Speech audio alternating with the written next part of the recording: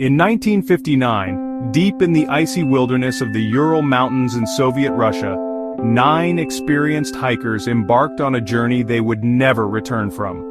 What followed became one of the most baffling, chilling, and controversial mysteries in modern history.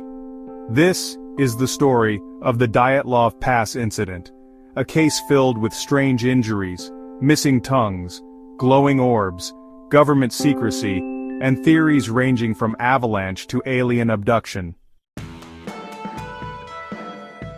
On January 23, 1959, Igor Dyatlov, a 23-year-old radio engineering student from the Ural Polytechnic Institute, led a group of 8 men and 2 women on a ski hiking expedition into the northern Urals. These were not amateurs. All were experienced hikers. And this trip was part of their certification process for the highest hiking level in the Soviet Union. The plan was to reach Mount Otorten, but bad weather forced them to deviate and set up camp on the slopes of Kolatsiakal, known by local Mansi tribes as Dead Mountain. They were never seen alive again. When the group failed to return by the expected date, a search party was sent. What they found was straight out of a horror movie. The tent was discovered torn from the inside, as if the hikers had cut their way out in panic. Their belongings, shoes, and warm clothing were still inside. The bodies were found scattered in strange positions. 2 were found near a tree in only underwear, huddled together. 3 more were found between the tree and the tent, appearing to be crawling back. The remaining 4 were discovered 2 months later under 4 meters of snow, with far more disturbing injuries. The autopsy reports shocked investigators. One hiker had a fractured skull. Another's chest was crushed with force comparable to a car crash, but with no external bruising. The most shocking? One woman was missing her tongue, eyes, and part of her lips. Even more puzzling, there were no signs of struggle. The Soviet investigation concluded the cause of death was a compelling natural force. But what did that mean? The mystery only grew darker as the years passed. Here are some of the theories that have been proposed. Avalanche theory. Some believe an avalanche scared the hikers out of their tent, but there was no evidence of snowslides, and their injuries didn't match typical avalanche trauma. Military testing. Some claim the Soviet military was testing parachute mines or radiological weapons, and the hikers were accidental victims.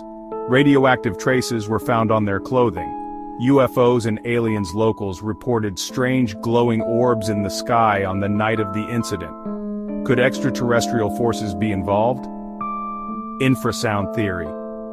A 2013 theory suggests wind passing through the mountains could create infrasound, low-frequency sounds that cause panic, hallucinations, and nausea. Yeti or animal attack. Some wild theories even point to a yeti or wild animal ambush. But again, there were no bite marks or signs of struggle. Each theory makes sense in parts, but none explains everything. The Soviet Union kept many details classified. Photos, documents, and diaries were hidden. Only in recent years has some of the information been declassified.